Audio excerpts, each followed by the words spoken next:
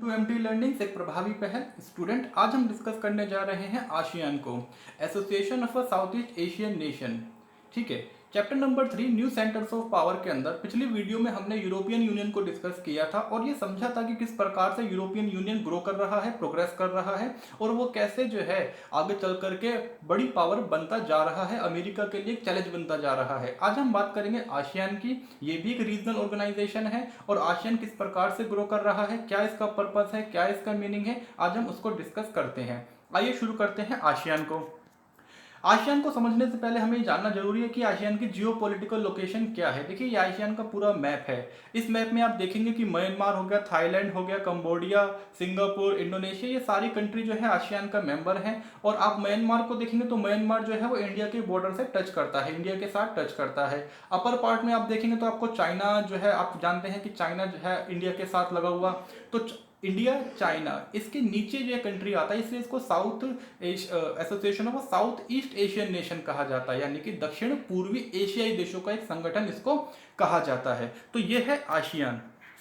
आइए बात करते हैं आसियान की। देखिए, सबसे पहले हमें जानना जरूरी है कि इसका जो है हिस्टोरिकल बैकग्राउंड क्या है। इतिहास के संदर्भ में, इतिहास के अंदर अगर देखा जाए तो आसियान की जो कंट्रीज हैं, ये जो साउथ ईस्ट एशियन नेशन की जो कंट्रीज हैं, ये लंबे समय से जो है गुलामी की शिकार रही हैं।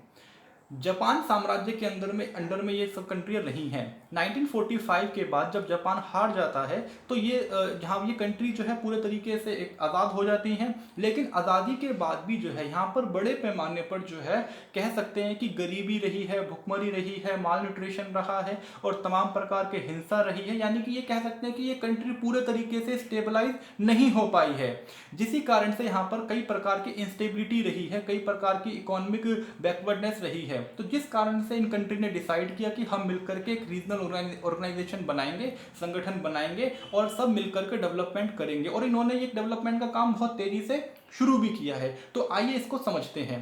Association of a South East Asian nation is a regional organisation. ये एक क्षेत्रीय संगठन है which was establish to promote political and social stability. तो बहुत इंपॉर्टेंट वर्ड है यहाँ पर, पॉलिटिकल एंड सोशल स्टेबिलिटी, यानी कि राजनीतिक और सामाजिक रूप से स्थिरता। Reviving tension among the Asia Pacific post colonial state, यानी कि और जिस प्रकार की समस्याएं हैं, पोस्ट कॉलोनियल स्टेट का मतलब ये हो गया कि आज़ादी के बाद की जो समस्या उभर के सामने आई है, उन सभी समस्याओं को शांतिपूर्ण तरीके से निपटारा करना। तो ये बहुत महत्वपूर्ण है, आप समझिए। यूरोपियन यूनियन क्या था? एक इकोनॉमिक ऑर्गेनाइजेशन था। आसियान क्या है? पॉलिटिकल और स्टेबिलिटी के लिए इसको बनाया गया है। इसका विजन क्या है? वन विजन, वन आइडेंटिटी और वन कम्युनिटी, यानी कि एक दृष्टिकोण हो, एक पहचान हो और एक समुदाय के रूप में हम काम करेंगे। 8 अगस्त को आसियान डे मनाया जाता है। आसियान का सेक्रेटरीट कहाँ है? इंडोनेशिया, जकार्ता के अंदर। तो ये एक इंपॉर्टेंट पार्ट है, इसको याद रखिएगा। कौन कौन सी कंट्रीज के अंदर शामिल है इसको समझेंगे। Indonesia, Malaysia, Philippine, Singapore, Thailand, Brunei, Vietnam, Laos, Myanmar and Cambodia. तो ये सारी की सारी कंट्री जो है आसियान के साथ जुड़ी हुई हैं। आइए आगे समझते हैं इसको। आसियान का पर्पस क्या है? देखिए, पर्पस जो है इसके बहुत महत्वपूर्ण है। यही पर्पस डिफाइन करता है कि आसियान का क्या मीनिंग है। एक एक करके पॉइंट को समझते हैं और इसके पर्पस को जानते हैं। तो पहला पॉइंट देखिएगा, accelerating the economic growth. Economic growth को आगे बढ़ाना है। Cultural development and social progress in the region by a joint initiative in the spirit of a partnership and equality to cement a foundation for a peaceful strong community of South East Asian nation country. यानी कि सामाजिक रूप से, सांस्कृतिक रूप से और जो है आपका आर्थिक रूप से हर प्रकार से जो है कि स्टेबिलिटी को लेकर के आना है, पीस एस्टेब्लिशमेंट करना है, इक्वालिटी लेकर के आनी है और उस तरीके से ग्रो करना है। सेकंड पॉइंट समझिए, प्रमोटिंग पीस एंड स्टेबिलिटी, यानी कि शांति और स्थिरता। ये दो बहुत महत्वपूर्ण पार्ट हैं जिसके ऊपर फोकस किए जाने की जरूरत है। ठीक है, शांति और जो है स्थिरता, स्टेबिलिटी। ठीक है, और इसके लिए जो है रूल ऑफ लॉ को स्टैब्लिश किया जाएगा, यानी कि कानून का शासन होना चाहिए। Relationship between a nation and adherence of the United nation principles. और यूनाइटेड नेशन ने जो प्रिंसिपल सुझाव दिए हैं शांति स्थापित करने के लिए, और उसी के प्रिंसिपल्स को आगे लेकर के चला जाएगा। Promotive active collaboration. Active collaboration का मतलब है कि मिलजुल करके सब काम करेंगे, म्यूचुअल असिस्टेंस, एक दूसरे को सहयोग करेंगे। ठीक है, सब्जेक्ट ऑफ कॉमन इंटरेस्ट, और कॉमन इंटरेस्ट के लिए हम काम करेंगे। Social, economic, cultural, administrative, scientific और तमाम प्रकार के जितने भी विभाग हैं, जितने भी क्षेत्र हैं, हर क्षेत्र में जो है मिलकर के एक दूसरे को सहयोग करके हम आगे बढ़ेंगे। ये आसियान कंट्री बहुत प्यार तरीके से कह रही है। तो आइए इसको आगे समझते हैं। Providing assistance to a member countries via training and research facilities, यानी कि हम रिसर्च भी करेंगे, ट्रेनिंग भी देंगे और एक दूसरे की सहायता भी करेंगे। जो कंट्री रिसर्च और ट्रेनिंग में पीछे है हम उसकी मदद भी करेंगे, यानी कि हम मिलकर के ही आगे बढ़ने की बात ये कह रहे हैं। Cooperating for a better usage of agriculture industry, यानी कि एग्रीकल्चर इंडस्ट्रीज दोनों को साथ लेके चलने की बात हो रही है, या किसी एक को पीछे छोड़ने की बात नहीं हो रही है। तो एग्रीकल्चर भी होगा, इंडस्ट्री भी होगा। ट्रेड को विस्तार करेंगे, ट्रेड एक्सपेंशन होगा, ठीक है। और improving communication transport facilities, improving living standard, ये हर प्रकार की चीजें जो भी एक मानव जीवन के लिए जरूरी चीजें होती हैं, इन सभी चीजों को ये स्वीकार करने की बात कर रहा है। Providing south East Asian studies, और स्टडीज पर फोकस किया जा रहा है कि जो साउथ ईस्ट एशियन कंट्रीज का जो इतिहास है, कल्चर है, समाज है, उसके बारे में अध्ययन होना चाहिए, ठीक है। और इस पर फोकस करने की बात की जा रही है। सिंगापुर एक बड़ा जो है एजुकेशनल हब के रूप में भी उभर रहा है। Exploring a more avenue for the further cooperation among themselves, और हर प्रकार से जो है रेवेन्यू को, हर प्रकार से जो है इनकम को भी जनरेट किया जाएगा, ठीक है। मेंटेनिंग क्लोज एडवांटेज कोऑपरेशन किया जाएगा, एडवांटेज अचीव किया जाएगा, यानी कि हर प्रकार से एक दूसरे को सहयोग करने की बात आशियन कंट्रीज कह रहे हैं, आशियन कंट्रीज जिक्र कर रहे हैं। तो आइए आगे समझते हैं। ये आशियन का फ्लैग है, फ्लैग को समझना बहुत ज़रूरी है। एग्जाम में ये बहुत जो है फ्लैग पर क्वेश्चन आता है। इसके अलावा जो है प्रैक्टिकल्स भी होते हैं, तो उसमें भी ये क्वेश्चन पूछा जाता है। आशियन के फ्लैग को समझिए तो ब्लू कलर जो इसमें दिखाया गया है, ब्लू कलर जो है वो पीस एंड स्टेबिलिटी को डिफाइन कर रहा है। पीस एंड स्टेबिलिटी जो है वो कोर पार्ट है आशियन पर्पस का। इसके अलावा जो है आप देखिए बीच के अंदर ये जो स्टिक्स लगाई गई हैं, स्टिक्स को जो है येलो रिप्रेजेंट करता है प्रोस्पेरिटी को, रेड कलर रिप्रेजेंट करता है करेज को, डायनामिज्म को, एंड इसके अलावा जो व्हाइट रिप्रेजेंट करता है प्योरिटी को, ठीक है। और ब्लू व्हाइट येलो रिप्रेजेंट करता है colours of a national flag. ये सारे के सारे नेशनल फ्लैग जो है, ये कलर जो है वो आशियान के फ्लैग को रिप्रेजेंट करते हैं, ठीक है। तो इस प्रकार से आप जो है फ्लैग को डिफाइन कर सकते हैं। फ्लैग को डिफाइन करने का एक इंपॉर्टेंट क्वेश्चन एग्जाम में आता है, इसको बहुत ध्यान से स्टॉप करके रीड करिएगा। आगे देखते हैं आशियन कंट्री के प्रिंसिपल्स क्या है, फाउंडिंग प्रिंसिपल्स क्या है, इसको समझना भी बहुत जरूरी है। Mutual respect for the independence, independence की हम रिस्पेक्ट करेंगे, एक दूसरे की सॉवरेनिटी को रिस्पेक्ट करेंगे। Equality, territorial integrity, national identity of all nation, एक दूसरे के देशों के साथ आप तभी सहयोग स्थापित कर सकते हैं जब आप एक दूसरे की स्वतंत्रता, समानता को रिस्पेक्ट करेंगे। अगर आप ये सब नहीं करेंगे तो फिर कोई भी कोऑपरेशन ऑर्गेनाइजेशन आगे नहीं हो सकता है। Right of every state to lead its national existence free from external interference, हर देश को ये पूरी आज़ादी है कि वो अपने आंतरिक मामलों को अपने तरीके से सुलझाए, कोई भी बाहरी दबाव को वो महसूस ना करे, ठीक है। अगर आप एक्सटर्नली उसके ऊपर प्रेशर डालेंगे तो फिर तो ऑर्गेनाइजेशन चल नहीं सकता है, वो कंट्री नाराज होकर के बाहर चला जाएगा। आगे बात करेंगे non interference in the internal affair, एक दूसरे के मामले में कोई दखल नहीं देगा। देखिए अगर कंट्री आपस में एक दूसरे के मामले में दखल देना शुरू कर देंगी तो कोई भी ऑर्गेनाइजेशन सही तरीके से रन नहीं कर पाएगा। सेटलमेंट ऑफ अ डिफरेंसेस और dispute by the peaceful manner, और बहुत ही पीसफुल तरीके से जो है आपको डिस्प्यूट को सेटलमेंट करना पड़ेगा। अगर आप विवादों को लेकर के सेना लेकर चढ़ जाएंगे दूसरे देशों के ऊपर, हिंसा करना शुरू कर देंगे, तो फिर तो कोई ना कोई जो है रास्ता कभी नहीं निकल पाएगा। इसीलिए आपको पीसफुल तरीके से अपने डिस्प्यूट्स को रिजॉल्व करना पड़ेगा। आगे बात करते हैं रिनंसिएशन ऑफ अ थ्रेट और यूज ऑफ फोर्स, आपको धमकाना, डराना ये छोड़ना पड़ेगा। आज तक इसको रिनाउंस नहीं करेंगे तब तक आप इसको त्यागेंगे नहीं, आप कोऑपरेशन की पॉसिबिलिटी को एस्टेब्लिश नहीं कर सकते हैं। आगे बात करते हैं इफेक्टिव कोऑपरेशन अमंग देमसेल्फ, और आपस में कोऑपरेशन करेंगे। देखिए कोऑपरेशन के बिना कोई भी ऑर्गेनाइजेशन सक्सेस नहीं हो सकती है। आगे बात करते हैं आशियान का जेनेसिस, यानी कि इसका उदय कैसे हुआ है, किस प्रकार से आगे बढ़ा है। देखिए 1967 में फाइनली आशियान को स्टैब्लिश कर लिया गया था। 1967 was establish with the signing off the ASEAN declaration, और बैंकॉक में जो है इसको स्टैब्लिश किया गया था, जिसको आशियान डिक्लेरेशन कहा जाता है। और मेंबर कंट्रीज कौन कौन सी है, इसका नाम जरूर याद रखिएगा, Indonesia, Malaysia, Philippines, Singapore and Thailand, ये 5 मेंबर कंट्री हैं। और उसके बाद एक एक करके जो है ईयर दर ईयर, यानी कि साल दर साल जो है कंट्री इसके साथ जुड़ती चली गई हैं, ठीक है। आप यहाँ पे पॉइंट में देखेंगे कि वियतनाम कब ऐड हुआ है, ठीक है। इसके बाद Brunei, Vietnam, Laos, Myanmar, Cambodia, ये बाद में सब एसोसिएट हुए हैं। 1995 में member sign a deal to create a nuclear free zone, यानी कि न्यूक्लियर फ्री जोन रहेगा, किसी भी कंट्री के पास न्यूक्लियर पावर नहीं है और यहाँ पर कोई न्यूक्लियर पावर को यूज भी नहीं कर सकता है। Adoption of Asian vision T20, यानी कि 2020 आशियन विजन को 1997 में अडॉप्ट किया गया था। 2020 चल रहा है, आशियन ने उसको ठीक ठाक अचीव भी कर लिया है। आशियन विजन इसको अभी हम समझेंगे। आगे बात करते हैं establishment of ASEAN community. ASEAN community establish किया गया है। इसके बाद जो है सेबू डिक्लेरेशन हुआ है to accelerate the establishment of ASEAN community, और धीरे धीरे आशियन आगे ग्रो कर रहा है। ठीक है, आइए बात करते हैं आशियन कम्युनिटी। आशियन के 3 पिलर्स है। देखिए आशियन की जो सक्सेस स्टोरी है उसमें ये 3 पिलर्स बहुत इंपॉर्टेंट रोल प्ले करते हैं। आइए हम इसको समझते हैं ये 3 पिलर क्या हैं। आशियन कम्युनिटी के अंदर political security community, economic community, ASEAN socio cultural community. तो ये 3 बड़ी कम्युनिटियां हैं जो काम कर रही हैं। आइए समझते हैं पॉलिटिकल सिक्योरिटी कम्युनिटी को। Rule based community of shared values and norms, यानी कि कम्युनिटी का मतलब ये हो गया कि रूल बेस्ड कम्युनिटी, यानी कि कानून का शासन होगा। अगर कानून की स्थापना नहीं हो पा रही है तो फिर किसी भी प्रकार का सहयोग हो नहीं सकता है, यानी कि आपको रूल बेस्ड सोसाइटी चाहिए। गुड गवर्नेंस, यानी कि आपको अच्छा शासन देना पड़ेगा। अगर आप अच्छा शासन नहीं दे पा रहे हैं, गुड गवर्नेंस नहीं हो पा रही है, तो फिर किसी भी प्रकार का कोऑपरेशन आपस में हो नहीं सकता है। ह्यूमन राइट्स, मानव अधिकारों की बात करनी पड़ेगी। देखिए आप ह्यूमन राइट्स का वॉयलेशन नहीं कर सकते हैं। ऐसा नहीं कि कोई कंट्री ह्यूमन राइट का वॉयलेशन कर रहा है और हम उसको कुछ भी नहीं कहेंगे, तो इस चीज का ध्यान रखना होगा।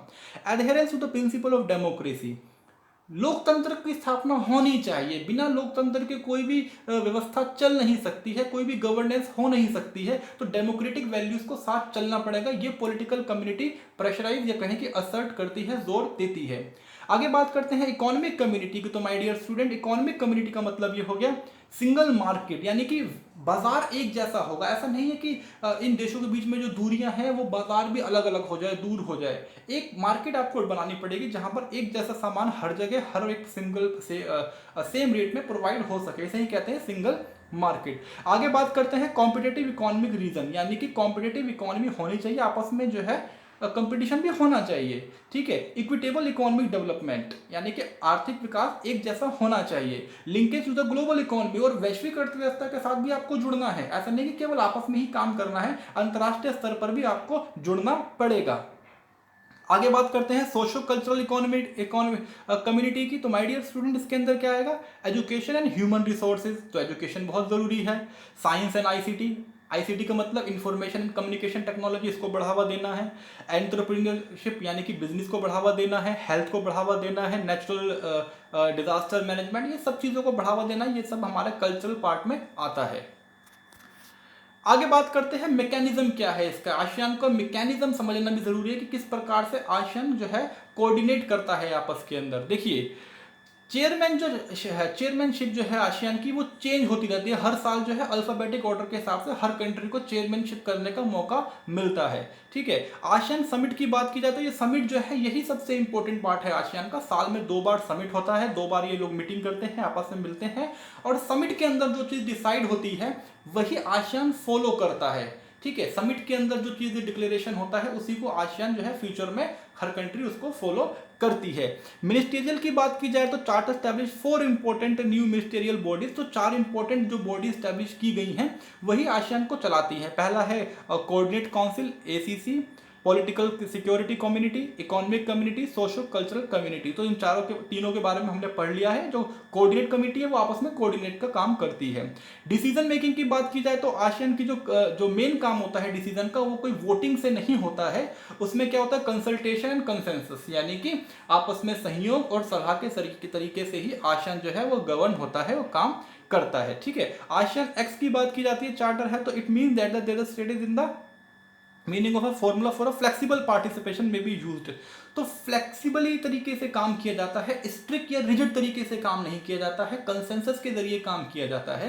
यही आसियान का एक यूएसपी है, या कहें कि यही उसका यूनिक फीचर है जो आसियान को जो है एक बड़ी इकोनॉमी, टाइगर इकोनॉमी बनाता है। टाइगर इकोनॉमी आसियान इकोनॉमी को ही कहा जाता है। कभी आपसे कोई पूछे कि टाइगर इकोनॉमी किसे कहा जाता है, तो टाइगर इकोनॉमी जो है आसियान कंट्रीज की ग्रोइंग इकोनॉमी है, उसी को कहा जाता है। आगे बात करते हैं आसियान कौन कौन से फोरम्स को लीड कर रहा है। देखिए आसियान ने बाकी फोरम्स के साथ भी कोऑपरेट किया है। तो सबसे पहला है आसियान रीजनल फोरम्स, एआरएफ। तो एआरएफ जो है वो 1993 में लॉन्च हुआ था। इसमें 27 जो है मेंबर्स को इंक्लूड किया गया है। ये मल्टी ग्रुप है जिसके अंदर आसियान की कंट्रीज के अलावा जो है बाकी कंट्रीज भी हैं, और एक facilitate cooperation on political and security issues to contribute the regional confidence building. तो रीजनल लेवल पर जो दूसरी कंट्रीज हैं उसके साथ मिलकर के कोऑर्डिनेट किया गया है, एक फोरम बनाएंगे जिसमें आसियान एक इंपॉर्टेंट रोल प्ले करता है। उसका मकसद भी केवल पॉलिटिकल और सिक्योरिटी के ऊपर बात करना ही है। आशियन प्लान +3, तो +3 के अंदर जो है चाइना, जापान और साउथ कोरिया, देखिए ये तीनों कंट्री वहाँ एग्जिस्ट करती हैं। साउथ कोरिया एग्जिस्ट करती है, जापान भी एग्जिस्ट करता है और चाइना भी तीनों जो है एशिया में एग्जिस्ट करते हैं। तो आशिया ने इन तीनों के साथ मिलकर के आशियन +3 को जो है फोरम बना रखा है, जहाँ पर सिक्योरिटी और पीस की बात होती है।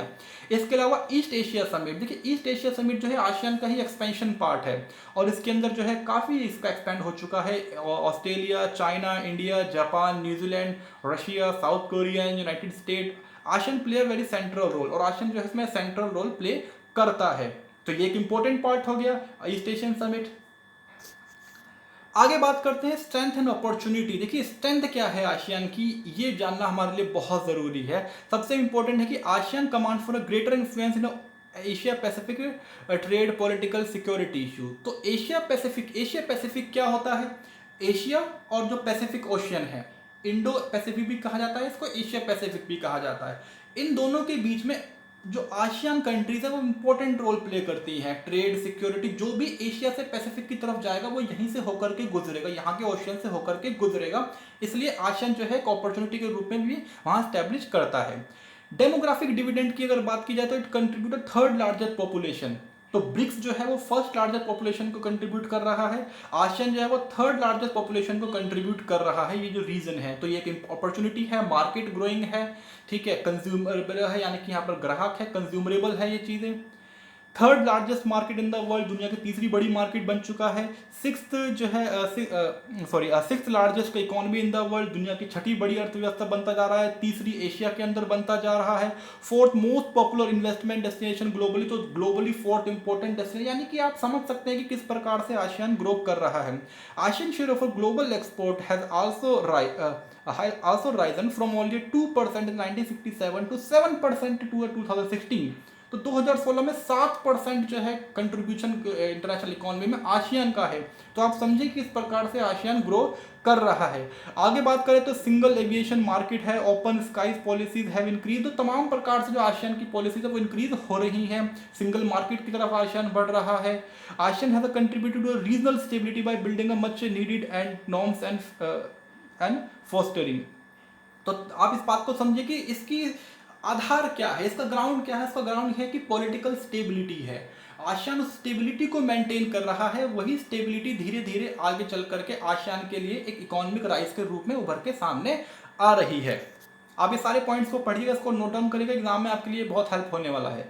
चैलेंजेस क्या हैं आसियान के सामने? देखिए my dear student, challenges ASEAN के सामने बहुत सारे हैं। वो चैलेंजेस कौन कौन से हैं? सबसे पहला है रीजनल इम्बैलेंस। देखिए रीजनल इम्बैलेंस बहुत ज़रूरी है, क्योंकि एक कुछ कंट्री हैं आसियान के अंदर जो बहुत हाईली ग्रो कर रही है और कुछ कंट्री हैं वो बहुत पीछे हैं। तो ये रीजनल इम्बैलेंस है, इसको ठीक करना होगा। Gap between a rich and poor ASEAN member state is also remain. देखिए कुछ कंट्री है वो बहुत रिच है, सिंगापुर एक बहुत रिच कंट्री है, कंबोडिया एक पुअर कंट्री है। तो ये चीज़ को भी समझना होगा, जो इनकम डिस्पैरिटी है इसको समझना पड़ेगा, ठीक है। सिंगापुर जो है वो ज़्यादा रिच कंट्री आगे तेजी से ग्रो कर रहा है, जबकि कंबोडिया और ताइवान इतना नहीं ग्रो कर पा रहे हैं, ठीक है। ये चीज़ें इंस्टेबिलिटी क्रिएट करता है। Many regional initiative were not able to incorporate into a national plans। और कई बार क्या होता है कि कोई छोटे देश जो है वो नेशनल प्लान्स या हाई लेवल पर जो काम होता है उसके साथ जो है वो एसोसिएट नहीं करते। As the less developed countries face the resources constant. तो रिसोर्सेज नहीं है किसी के पास कोई फैसिलिटी नहीं है, तो ये सारी की सारी चीज़ें एज अ कॉन्स्टेंट के रूप में काम करती हैं। देखिए 10 कंट्री ने मिलकर कोई डिसीजन लिया है तो उसमें से एक कंट्री के पास वो रिसोर्स नहीं है, तो उसके लिए चैलेंजेस है उसके लिए। ASEAN has been divided over a major issues of a human right. देखिए मानव अधिकार को लेकर बड़े इश्यूज हैं। बड़ा कारण ये है कि उसके यहाँ डेमोक्रेसी कहाँ है, कहीं नहीं है, अथॉरिटेरियनिज्म है कहीं पर कम्युनिस्टिज्म है, तो लोकतंत्र सही तरीके से है नहीं, और जिस कारण से मानव अधिकार को लेकर के इशू है। म्यांमार ने मानव अधिकार को लेकर उल्लंघन किया है, बाकी कंट्री ने उसको सहयोग नहीं दिया, तो ये एक बड़ा इशू हो गया ह्यूमन राइट को लेकर के आसियान के अंदर। आगे बात करते हैं तो the emphasise on a consensus sometime becomes the chief drawback. तो देखिए कंसेंसस के ऊपर काम होता है और कंसेंसस बना पाना बहुत मुश्किल हो जाता है कई सारे जो है इश्यूज के ऊपर, जैसे कि ह्यूमन राइट को लेकर एक बड़ा इशू है। तो ये सारे के सारे चैलेंजेस के रूप में आसियान के सामने कर रहे हैं। There is no central mechanism to enforce compliance. कोई सेंट्रल मैकेनिज्म नहीं है। देखिए आसियान के अंदर जो है कंसल्टेशन के जरिए डिसीजन लिया जाता है, सलाह मशवरा करके बात की जाती है, कोई ऐसा अथॉरिटी नहीं है जो उसको इंप्लीमेंट करा सके। तो ये एक चैलेंज है और यूरोपियन यूनियन की तरीके से आसियान भी अपने कॉन्स्टिट्यूशन को लेकर के बात कर रहा है, पर अभी तक वो भी सक्सेसफुली अडॉप्ट नहीं कर पाया है। इनएफिशिएंट डिस्प्यूट सेटलमेंट मैकेनिज्म है, यानी कि सेटलमेंट जो डिस्प्यूट सेटलमेंट मैकेनिज्म है वो भी इनएफिशिएंट है, यानी कि विवादों को सही तरीके से निपटारा हो नहीं पा रहा है, वो बने हुए हैं। तो ये सारे के सारे छोटे छोटे पॉइंट हैं जो कि आसियान के सामने एक चैलेंज के रूप में काम कर रहे हैं, ये बने हुए हैं। लेकिन बावजूद उसके आसियान बहुत तेजी से ग्रो कर रहा है, इस बात में इनकार नहीं है, और ये एक न्यू पावर सेंटर के रूप में उभर के भी सामने आया है। तो न्यू पावर सेंटर के अंदर हमने यूरोपियन यूनियन को डिस्कस किया, आसियान को डिस्कस किया। लेक्चर आपको कैसा लगा आप कमेंट बॉक्स में बताइएगा, वीडियो को लाइक कीजिए, शेयर कीजिए। Thank you for watching the lecture. Thank you so much, student.